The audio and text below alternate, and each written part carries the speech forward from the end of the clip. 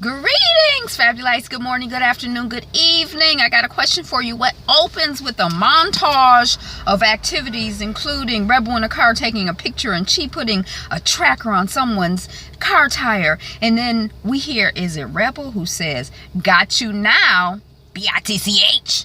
And then what closes with Lieutenant Gold's desk cleared of everything except the Odyssey. Did you guess Rebel Season 1, Episode 7, Breaking Point? If you did, you're correct. I got a relatively quick recap review, my thoughts on it.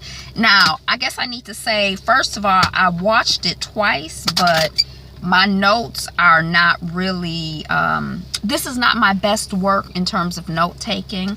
So, just know that. And then that's it. So we just gonna go with what we got and we gonna keep it moving, because did I say I watched it twice? So for whatever reason we had challenges. I don't know why. I cannot explain it.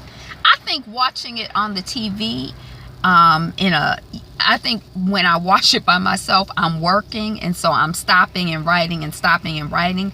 But when I'm watching it on the TV, it's like I'm in chill mode, and so it's more difficult for me, even if I watch it repeatedly, to really get to the get-to-ing. Hey, FedEx. Okay. So, there's no private investigator case this episode. We do not see Daddy Renee. And the piece is called Breaking Point. Is it the breaking point of the marriage? Is it the breaking point of the case? What is it a breaking point? Okay. So we again, we start with Rebel in the car. She's taking a picture. She is putting the tracker on a car, recording somebody with her phone, like video recording them. And then I just wrote down, "Got you now, bitch."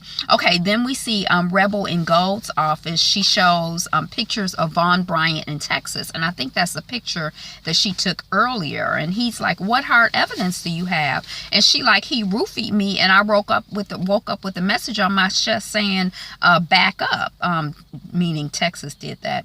And then Rebel literally runs into Trey Lynn. That's Mac's new partner, the black woman, the older black woman, the grandmama, who she ain't that old, but she is black and she is a woman. And she's like, "Why is a uniformed cop having a meeting with a drug dealer he arrested?" You know, that's what she's asking Mac. And Trey Lynn is listening and she overhears. Or she's just being an investigator. She lets us know later. That's what I do. I listen. I pay attention to stuff. Okay, so then we see TJ outside of Rebel's place. He uses his man, and she's there, and she's struggling to get her door open. "Oh, I just added so-and-so. Let me try this." He like, "Let me do it." And he shows her and tells her that, you know, sometimes you just need a man's touch. He's trying to make himself useful. And TJ, there's a shot of them sitting on the steps. I should have really paid more attention to it, because I thought it was really, I like the shot. I thought it was a beautiful shot. And he's asking, you know, "How you doing? And, you know, you've been using your gun here a lot here lately. And it's been years since you used it before." And, you know, Rebel is like, "I'm cool." And then the next thing you know, they sexting. Is that what they do best? They do a lot of that. I'm not saying that's all they do, but they do a lot of it. Okay, so then we're outside, and the investigator and Charles are talking. Oh, the outside investigator. We're not outside, but you know, they have somebody who's investigating the department, and she keeps threatening, "I'm gonna put this department under civilian control if y'all don't get this mess together." So she's talking to Charles, and she says that the judge is gonna appoint someone who I suggest. He's like, "Oh no, you cannot let a civilian have this department." And she's like, "That's why I like you, because you care, and I'm gonna recommend you because I think that you care." He's like, "Other people care too." She's like, "See, you could be using this opportunity to advance yourself, but you a team player, Charles Chucky Charlie. Charles Chucky Charles, Lieutenant Gold, man, Giancarlo Esposito. It's not just your brothers in blue, but you can serve with all the brothers of the community too." Okay, then we're back at Rebel's place. She says she got, you know, she's explaining to TJ that she got the new locks in the bar because, you know, bars on the windows and stuff, because there's been a lot of break-ins in the neighborhood. Does she own the place or is she renting? That's confusing to me. Not that confusing. I just thought about it now. I didn't think about it the last 2 times I watched it. And then hubby TJ is like, he wants a key so he can come in and check in on her. I wasn't paying attention, but I did notice that Papow, she had the key ready. Like, all he had to do was ask. She wasn't going to just come out and give him a key. But as soon as he asked, she had one already duplicated and ready. And he says something like, it's not like he technically cheated on her with Tasha. I didn't really understand that. But then he sees Mac's hat. And Rebel is like, what's up? And he's like, oh, I love you, Rebel. And she's like, I love you too. But he's kind of suspicious now. There's a fly in here. And then we see Chucky, Charles, Officer Charlie Friendly, Lieutenant Gold, doing, he does these lessons with the young cops, with the new rookies or whatever. And they're like, what do these lessons have to do with being a cop? And then he says, loyalty, resisting temptation, commitment to a higher cause. These are the themes that they're talking about. And they don't understand what it has to do with being a cop. They need way more lessons. And he has the rookies leave. He sees something through the door. I missed all of that. But he has the rookies leave. And it's at this time that he decides to finish watching the dash cam video that he had put in the white envelope. Lieutenant Gold put it in the white envelope in the episode that was called Black and Blue. Y'all remember? Okay, so now he's decided to finish watching it. He had started watching it then. I don't know if I said that in the review, but he finishes watching it now. So maybe hearing those themes when he's talking to the young people has him thinking some stuff about what he's doing and how he doing stuff. And so then on the video, we see the mustache Von Bryant, and he's basically giving a hesitant April, who's dead now, the story. Like, this is the official line, this is what we gonna say. And she kind of like, I don't know. I don't think we see her face, but he's definitely like, this what we gonna do. Like, it's kind of intense to me. And then there's some scene that I missed because I got a 7 here, but I don't have anything written down. And then we're at Chucky. We're Chucky with Mac's new black woman partner. Oh, Officer Charles is talking to Mac's new partner. And we find out, he asked her, do you regret it? And she's like, I regret doing it alone. She exposed some police corruption in the department that she was at. So she had to leave that department and start all over at a new city. And so she's like, I don't regret doing what I did. Basically, I guess because she feels like it was the right thing to do. But she does feel that he should find an ally. He says, you're going to need one. And then we hear him on the phone inviting someone to dinner. Is that his ally? We don't know at that time. And then we see Chi and TJ, and she's talking break-ins. And it's more she basically the hubby TJ is trying to figure out what's going on with Rebel. He done seen this hat, she got these bars on the window, she talking about break-ins, but it's more, I can feel it, is she sleeping with Mac? Now I don't know what that has to do with the bars. Maybe he think they having some wild kinky sex, I don't know. But he basically feels like it's something going on. He can't quite figure out what the going on is. And Chi is like, no, nothing. She ain't sleeping with Mac. No, it ain't none of your business. No, I'm not telling on my girl. No, you're not gonna catch me out here. She covered the best she can. Oh, he was working with us on the church case. And then as soon as Mac leaves, Chi calls Rebel and is like, look, you need to let me know what's up, because I told your boy that Mac was working on this case with us, which was a lie, but I don't know what's going on. So what's going on, girl? Tell me what's going on, because I don't want to be confronted and up here. And he was like, he was on her. He kind of had her hemmed up, kind of intense. I would have been like, I wouldn't have been able to come up with a lie on the spot. So she's a good friend. And then we see the black woman partner with Mac at work, and she's saying how she knows that he likes Rebel. She can tell by the way he lights up. There was more to that scene, but I didn't catch all of that either. And I was like, I'm going to catch it the third time I watched it. And I'm like, oh my gosh, my life is passing me by. I like Rebel, but I can't be watching Rebel 3 times plus doing this recording. We already 9 times into that. So even though it was only a 45-minute episode yesterday, are they all 45-minute episodes? Is that normal? What's up with that? even though it was only a 45-minute episode, it's still an hour and a half of my life that's missing, or not missing because I enjoyed it. But you know what I'm saying? 2 times is enough. Okay, so then we see Rebel at TJ's office, and she finds out basically that he got, you know, she's looking around, oh, you know, the money is flowing in and stuff is happening, and, you know, all of this stuff. Now what? Okay, so then she senses something, and she gets some information, gets a number to call, whatever. She's trying to figure out how his card was declined 2 weeks ago, and now he has all this money. And he talking to Chi, yeah, at your parents' restaurant, the card was declined, right? Yeah, that's what I thought. Where'd he get this money from? But see, you know, what's interesting is that when he was applying for the loan, he basically positioned it as a bridge loan. When in a minute, when she finds out that he got the loan, or when they talk about it, he's like, I already paid it back.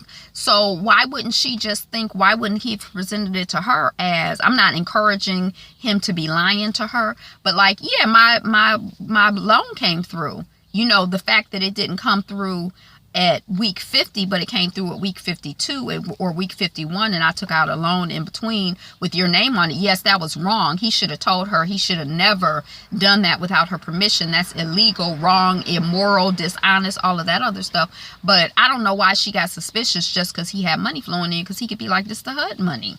I mean, and she should know it's the HUD money. They involved with each other, even if you casually involved with somebody. Oh yeah, I'm about to get this big grant from HUD or this loan from HUD. You know, that would be part of the conversation, I would assume.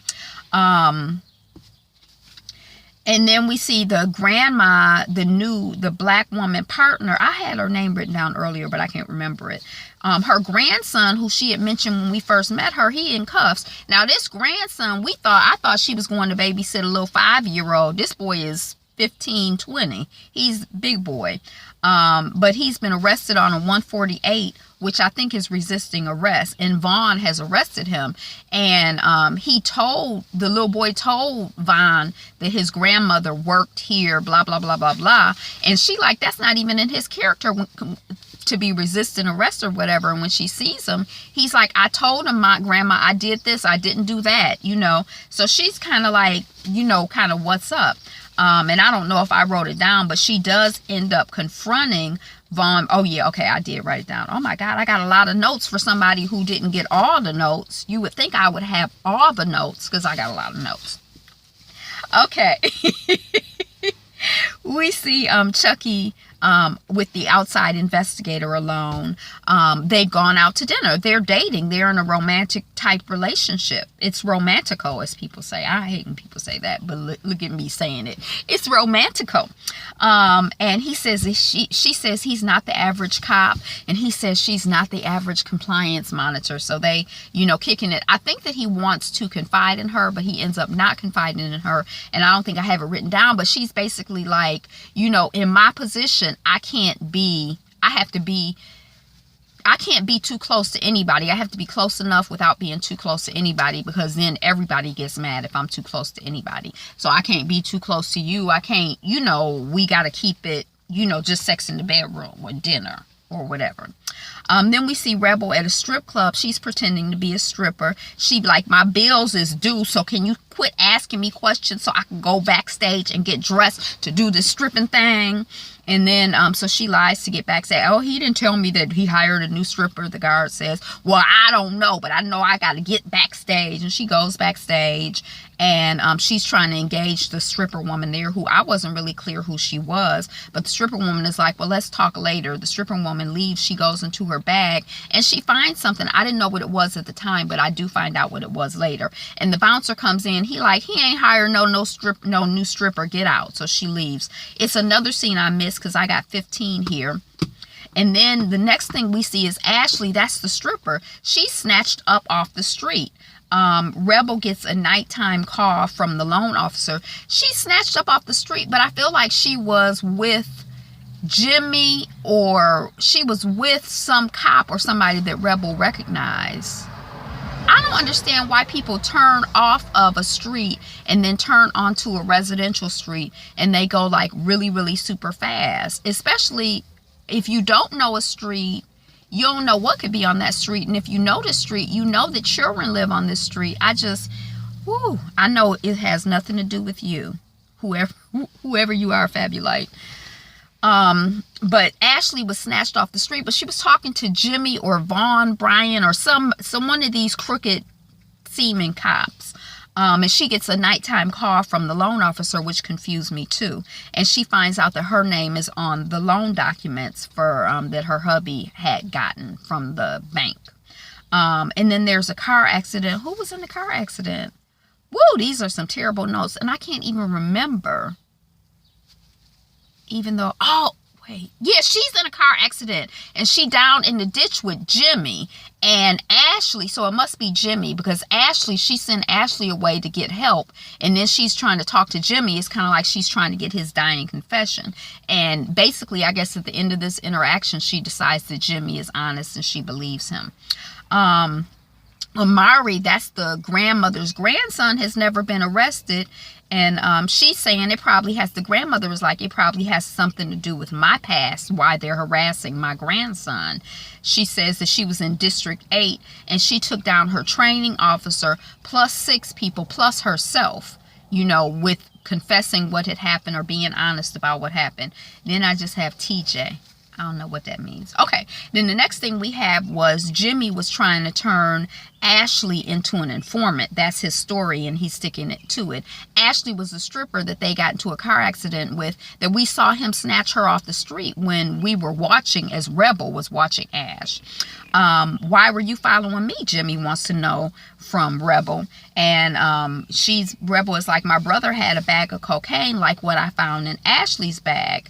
And basically Jimmy is like, yeah, I got it from this guy. I don't know his name, but they call him Texas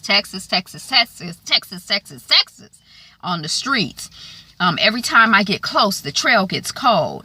And he doesn't think that Vaughn Bryant has anything to do with it, because he's Vaughn Bryant's kid's godfather. And he says he has proof. I got proof. Ash, show back up with help. Oh, this is probably still in the car accident when they were like in the ditch. That's when Ashley shows up with help, like the police lights or whatever. And they like, we gonna help y'all down there in the ditch. Okay, so Vaughn Bryant has over a 20-year grudge against Mac's new black woman partner, we find out.